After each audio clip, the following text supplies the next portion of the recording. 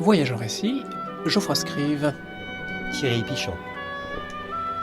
Alors Thierry Pichon, vous êtes à Brest en ce moment, exceptionnellement dans le sens où votre bateau, parce que vous êtes marin, c'est un voilier de 18 mètres dénommé l'Exultet. Et actuellement, ce bateau est du côté de Panama. Alors, expliquez-nous en quelques mots comment se fait-il que ce bateau d'ordinaire basé à Cherbourg se retrouve aujourd'hui donc à Panama. Bon, tout a commencé donc en juillet 2017, quand revenant d'un périple à Fatima avec une bande de jeunes amis, à l'occasion du centenaire des apparitions de Notre-Dame à Fatima, j'ai fait la connaissance de Jean-Yves, un skipper qui avait un voilier dans les côtes d'Armor, et qui m'a proposé de gagner Panama à l'occasion des prochaines JMJ, donc de janvier 2019, à la voile, en proposant à une vingtaine de jeunes d'embarquer pour une grande aventure qui devait durer plusieurs mois.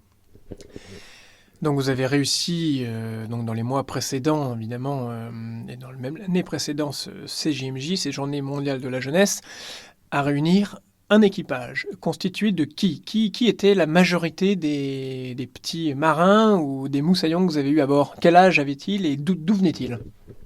Alors en fait, la première communication a été faite par l'intermédiaire de la Conférence des évêques de France.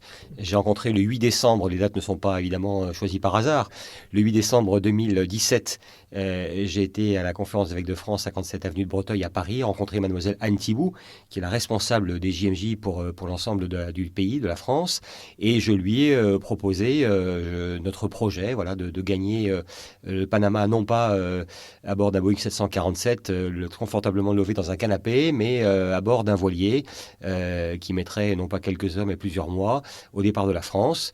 Anne a écouté avec beaucoup d'attention notre proposition et donc très rapidement a mis sur Internet par le biais du blog des jeunes catholiques et de la pastorale de la jeunesse une information concernant cette aventure, ce pèlerinage qui était proposé. Et donc dès le début janvier, j'ai reçu des candidatures et pour répondre précisément à votre question, eh bien, très rapidement, j'ai reçu une avalanche de mails sur ma boîte avec des jeunes qui, effectivement, étaient partants pour une aventure. Les plus jeunes d'entre eux, à l'époque, avaient 20 ans à peine et les plus âgés avaient 29 ans. Et comment s'est fait l'osmose sur le bateau? Parce que la plupart, j'imagine, ne se connaissaient pas entre eux. Et cette ambiance, comment était-elle? Et si elle était bonne, chose que j'imagine, était-ce le fruit d'un sport, d'une difficulté vécue ensemble par rapport à la mer, ou par rapport à la nécessité de constituer un équipage pour arriver à un but, à un terme? Était-ce aussi le fruit peut-être d'une spiritualité? Parce qu'on comprend que pour aller au JMJ, les Journées mondiales de jeunesse proposées par le pape, il faut quand même ancrer ce projet dans la foi. Tout à fait. Donc la première réunion, pour reprendre un petit peu la genèse, a eu lieu à Paris le 14 janvier 2018. Le lendemain d'ailleurs d'une deuxième réunion de l'ensemble des délégués diocésains de la France, animée donc par mademoiselle Anne Thiboux et puis les prêtres de la Conférence des évêques de France en charge de la pastorale de la jeunesse. Donc on s'est retrouvés 14 jeunes, plus Jean-Yves, donc l'autre skipper et moi-même au ministère de la Visitation à Paris, pour présenter notre projet à la douzaine de jeunes qui étaient présents, tous d'origines différentes. En termes il y avait des jeunes professionnels, il y avait des étudiants, et en termes de la foi, puisque c'est votre question, ces jeunes venaient de tous les horizons. On avait des jeunes issus de familles traditionnelles catholiques qui avaient grandi dans la foi dès leur plus jeune âge. Et qui vivaient une spiritualité réelle ancrée sur les sacrements. Et puis nous avions des jeunes qui étaient blessés par différentes épreuves au cours de leur vie, dont la foi était chancelante. Certains étaient des recommençants, d'autres se posaient encore beaucoup de questions. Et il est évident que le fil rouge de notre aventure, c'était bien sûr la foi au Christ, puisque nous allions sous le regard de la Vierge Marie, traverser l'océan pour retrouver notre Saint-Père le Pape, et que ce qui animait effectivement effectivement, ces jeunes, c'était d'abord la foi, même si elle était vécue de différentes façons. Et l'un, effectivement, des défis de notre aventure, et c'était d'abord une aventure humaine, comme je ne me suis plus à le dire sous d'autres médias. Bien sûr, la voile est une difficulté, mais ce n'est pas une difficulté majeure. Il s'agissait de faire équipage, de structurer ces jeunes qui ne se connaissaient absolument pas en quelques mois, de faire équipage, d'assurer une cohésion fraternelle, ce qui s'est effectivement avéré. La foi, bien sûr, était un des éléments de cette cohésion, mais ce n'était pas simplement ça. J'avoue que sur la trentaine de CV ou de lettres de motivation que j'ai reçues, on en a retenu une vingtaine.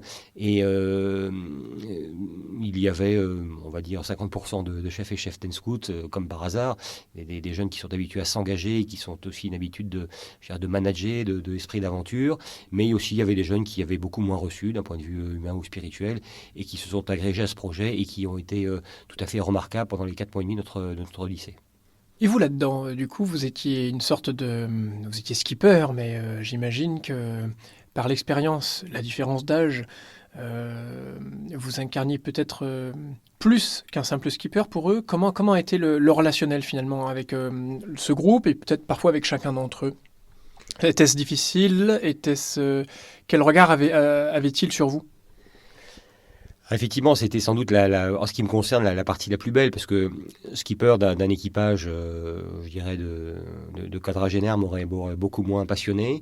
Là, effectivement, on avait des jeunes en moyenne d'âge 23-24 ans, des jeunes qui étaient tous animés donc, d'une foi profonde, d'un esprit d'aventure, qui souhaitaient répondre à l'appel du pape à Cracovie quelques années auparavant, sortez de vos canapés, mettez vos chaussures à crampons et partez à l'aventure. Donc on avait des chaussures à crampons parce qu'effectivement on a escaladé le Toubgal et le Pico del Teide, mais il y avait surtout la capacité de prendre son ciré, ses bottes et d'affronter les embruns. Le rapport que j'ai avec eux, c'est celui d'un grand frère, hein, même si pour certains j'avais l'âge d'être leur papa, j'étais vraiment un grand frère. C'est comme ça qu'on l'a vécu. J'étais le skipper bien sûr, mais j'étais oui, le grand frère de cette communauté qu'on a formée, communauté de frères et de sœurs, et je pense que j'étais pour eux un grand frère. Ça s'est confirmé pendant les 4 mois et demi de notre aventure, et je peux vous assurer que quand on s'est quitté il y a 15 jours, enfin au moins pour une partie d'entre eux, ceux qui sont rentrés des JMJ vers Paris dès le dimanche 27 janvier, à l'issue de la messe d'envoi du souverain pontife, je peux vous assurer que l'émotion était assez forte parce que pendant 5 mois, et j'avais eu des frères et des sœurs qu'il a fallu leur dire au revoir. Et effectivement, ça m'a montré que j'ai vraiment été pour cette communauté un grand frère. Alors, vous avez parlé justement de ces montagnes que vous avez pu ascensionner. Alors, décrivez-nous, pour ceux qui n'ont pas suivi votre odyssée maritime, quels ont été les escales, les pays traversés et les continents, parce qu'il y a quand même 3 continents dans ce périple, à savoir un départ donc de Brest, au bout de la Bretagne, et puis cap sur l'Afrique, et puis ensuite l'Amérique du Sud, avec les Antilles. Donc, quel a été plus précisément ce parcours, les escales qui vous ont peut-être le plus marqué? Alors effectivement, quand on regarde une carte marine, on s'aperçoit qu'il est possible de faire la traversée Brest-Panama via une escale, on va dire, aux Canaries, et ensuite une escale aux Antilles. Finalement, on a assez peu de temps. Ça peut se faire en 1 mois, 1 mois et demi, 2 mois au grand maximum. Mais l'idée, c'était pas simplement de traverser les océans, c'était d'aller, dans le cadre d'un pèlerinage, d'aller à la rencontre des populations, des communautés catholiques, des évêques, pour à la fois témoigner du fait que la jeunesse de France n'est pas morte dans sa foi, et en même temps inciter et mettre en prière les communautés de jeunes que nous allions rencontrer au cours de nos escales. Et c'est pour cela que très rapidement, en tant que coordinateur de cette aventure, j'avais choisi la plupart des escales, qui donc commençait comme il se doit par Saint-Jacques-de-Compostelle, puisque quand on traverse le golfe de Gascogne, on tombe sur la Corogne, et donc on est à quelques jets de pierre de Saint-Jacques-de-Compostelle. Donc première escale à Santiago. Ensuite, forcément, quand on descend vers le sud, on arrive à Porto et donc à Fatima. Fatima qui était notre 2e escale et qui était un grand moment fort spirituel. Ensuite, Lisbonne s'impose, puisque Lisbonne est une ville riche en histoire. Nous avons fait une très belle escale. Ensuite, Nazaré, qui est également un petit village de pêcheurs où la Vierge Marie est également à sauver sauvé un peu miraculeusement un chevalier dans les temps antiques et qui se trouve très proche de Fatima. Ensuite, nous avons été à Séville, puisque à Séville se trouve l'original de Notre-Dame la Antigua, que nous avons transporté pendant 5 mois et demi à bord d'Exultet. Ensuite, nous sommes descendus sur le Maroc à la recherche des traces de Charles de Foucault, qui est passé alors qu'il était encore un officier de l'armée de terre non converti. Nous sommes ensuite nous avons fait route vers les Canaries, où il y avait quelques défis techniques, notamment l'ascension du Pico del Teide, le point culminant de l'Espagne. Ensuite, c'était route vers le Sénégal, via éventuellement la Mauritanie, mais surtout le Sénégal à Dakar. On a fait une longue escale de presque 15 jours, où là, nous avions des moments forts à passer, tant dans les paroisses de Dakar, que dans la cathédrale en rencontrant l'archevêque, qu'au Point-Cœur, qu'au monastère bénédictin de Kermoussa, monastère bénédictin de Kerguignal pour les femmes, également la communauté des frères de Saint-Jean à Popenguine, autant de lieux très forts spirituellement. Ensuite, les îles du Cap-Vert, parce qu'il fallait bien faire raccourcir un peu la traversée de l'Atlantique. Et puis au Cap-Vert, nous avons rencontré l'archevêque, nommé d'ailleurs cardinal récemment par Papa Francesco, et qui revenait du Synode des Jeunes, avec qui nous avons échangé de manière très intéressante. La Transat nous a amenés ensuite à Fort-de-France, où nous avons rencontré donc Monseigneur Macaire, un dominicain plein d'allant, qui nous a bien accueillis. Ensuite, la Guadeloupe pour Noël, où Monseigneur Riocreux, un autre évêque particulièrement talentueux et qui nous a accueillis royalement, nous attendait. Ensuite, la République dominicaine, Haïti, pour commencer à sentir la pauvreté de ces pays d'Amérique latine. Et puis, bien sûr, au Panama, nous sommes arrivés comme prévu, un jour près, le 15 janvier, une semaine avant le début des JMJ. Donc finalement, un périple de rencontres, tant à l'intérieur du bateau, mais évidemment à l'extérieur.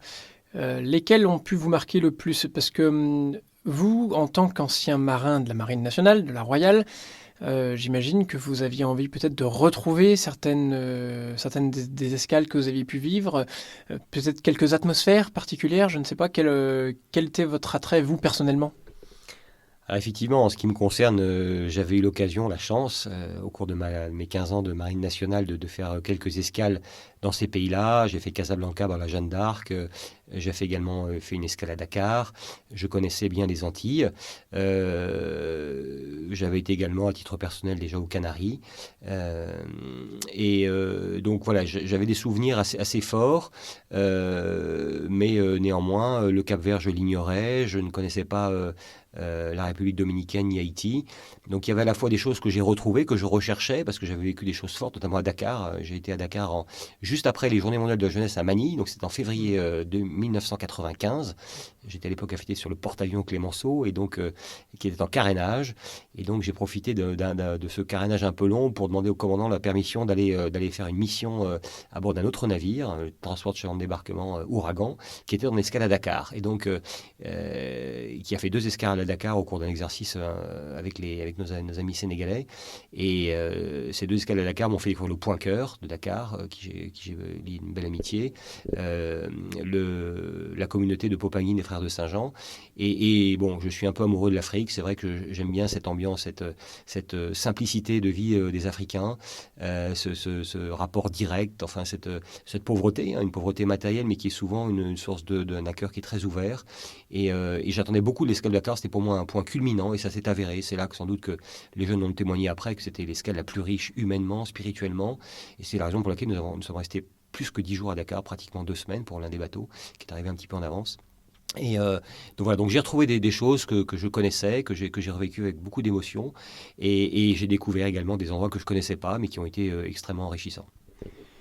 Alors quel est justement dans cette navigation le lien ou la proportion de préparation et en même temps de place laissée à l'inconnu? C'est-à-dire, d'un côté, vous, en tant que skipper, en tant que responsable de cette embarcation, de ce bateau, et donc des âmes qui y sont,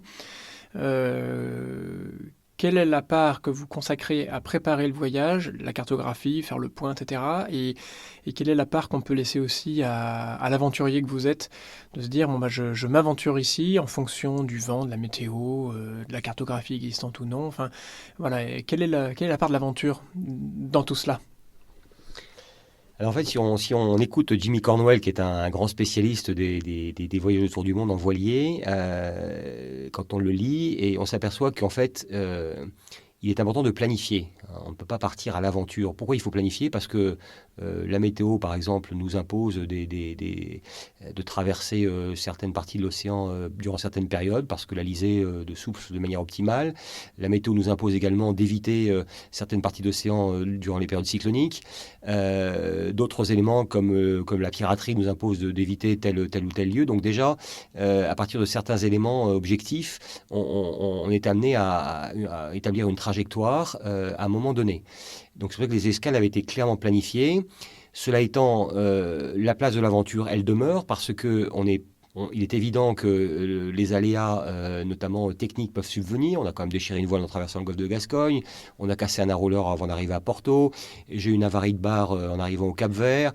J'ai cassé une ferrure d'été en arrivant à Fort-de-France. Enfin, voilà, un certain nombre de pépins techniques qui ont survenu, qu'il a fallu réparer et que les jeunes du bord avec moi avons réparé, hein, avec beaucoup de dévouement et de compétences finalement, parce que c'est quand même beaucoup de débrouillardise de leur part.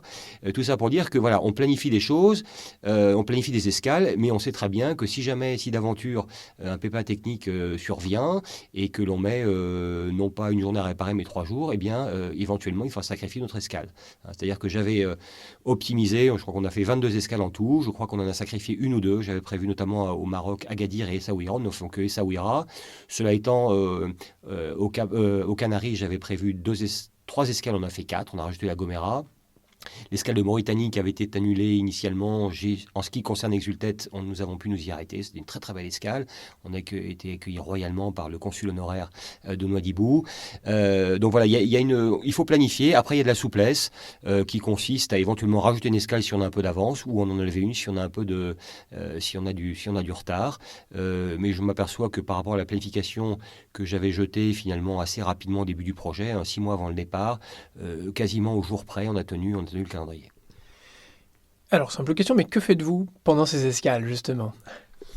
Alors donc les escales, comme on l'a dit tout à l'heure, ont été choisies, on va dire, avec 3 grands critères. Le premier, c'est l'intérêt spirituel, la capacité de rencontrer des communautés catholiques, y compris au Maroc, dans un pays musulman. Le deuxième critère, c'était le côté un peu, que je dirais, crapahut, un mot que j'aime bien, qui touche des jeunes. C'est-à-dire que traverser l'océan en méditant les évangiles, c'est très bien, mais quand on a 25 ans, on a peut-être besoin un peu de se défouler, c'est important.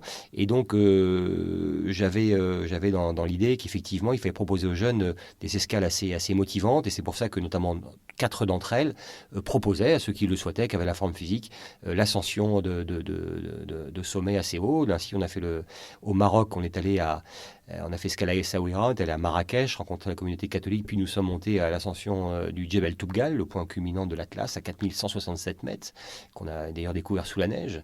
Ensuite, le Pico del Teide et le sommet de Santa Cruz de Tenerife, aux Canaries, était aussi l'occasion d'un beau crapahut, où il a fallu un peu se dépasser physiquement. Ensuite, à Fogo, l'île de Fogo au Cap-Vert, un volcan à plus de 2700 mètres aussi nous attendait, et d'ailleurs on n'est pas tous arrivés au sommet, c'était quelques difficultés.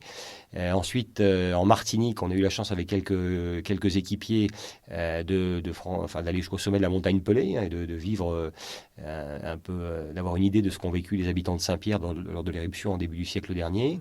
Le seul volcan qu'on n'a pas eu le temps de faire, c'est la Soufrière, la Guadeloupe, parce que c'était juste avant Noël et on avait d'autres impératifs. Donc une partie spirituelle marquée, une dimension physique pour certaines d'entre elles, et puis bien sûr une dimension humaine. L'idée, c'était effectivement d'aller à la rencontre de pays pauvres surtout. Moi, j'avais été extrêmement marqué durant mes escales à Manille en 94, juste après les JMJ. Je suis revenu en 95 avec la Jeanne d'Arc.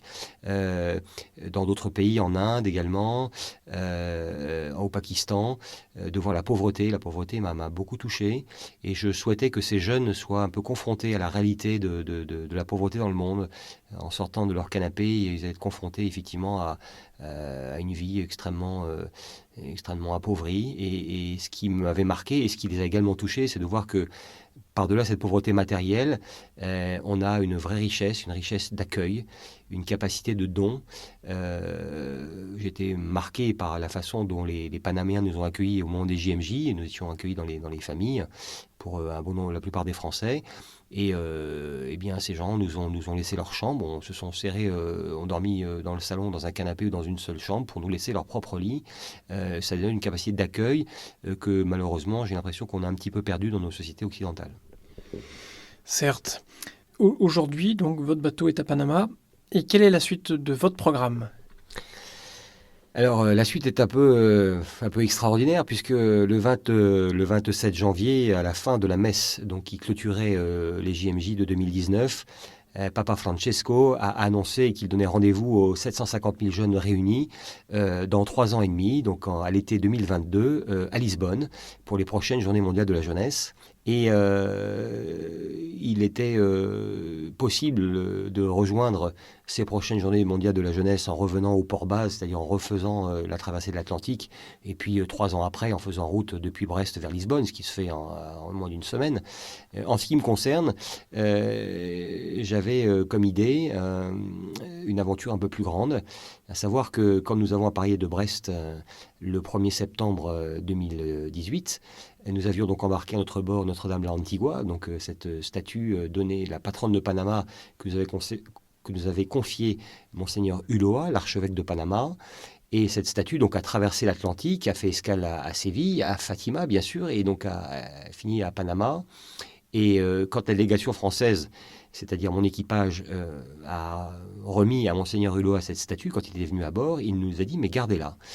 Et de ce fait, cette statue est toujours à bord du carré d'Exultet.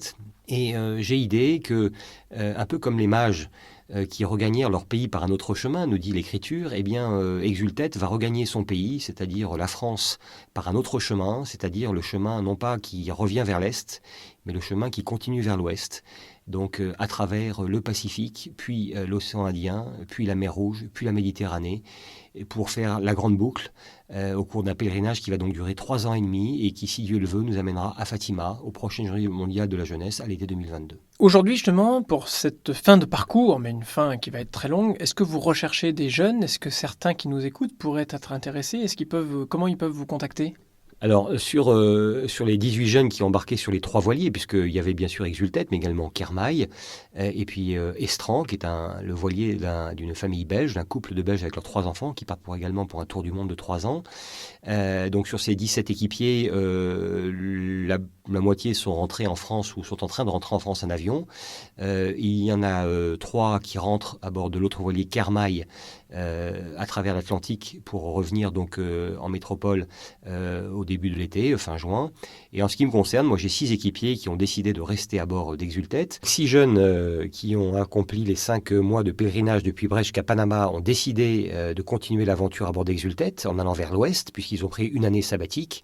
Et donc à bord d'Exultet, nous irons vers Acapulco pour fin mars, afin de passer le Triduum Pascal à Notre-Dame de Guadalupe, qui est, comme vous le savez, le 2e sanctuaire mondial après Fatima. Ensuite, nous traverserons le Pacifique via Clipperton et puis les Marquises, les Tuamotu. Et à partir de l'été 2019, je prévois donc d'être à Tahiti, où j'aurai débarqué les 6 jeunes de mon équipage qui vont rentrer en France en avion.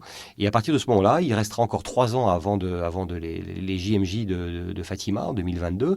Et je propose donc, durant ces 3 années, d'accueillir à bord d'Exultet, qui peut accueillir jusqu'à 10 personnes, 8 ou 9 étant l'idéal, en plus du skipper, d'accueillir donc 8 ou 9 équipiers qui souhaitent avoir une aventure fraternelle, spirituelle et d'aventure maritime, bien sûr, dans une démarche fraternelle à travers le Pacifique, puis l'océan Indien, puis la mer Rouge, puis la Méditerranée, donc pendant les 3 ans, c'est-à-dire à partir de l'été 2019 jusqu'à l'été 2022. Pour ça, le site jmjalavoile.com est une première approche, et puis ils peuvent me contacter directement par mon adresse mail que je peux donner maintenant, pitchcompany@gmail.com, donc pitch.cie@gmail.com, également par une page Facebook Exultet TDM, @ExultetTDM, qui est en fait une page qui va raconter nos aventures à partir de Panama jusqu'à au moins Tahiti.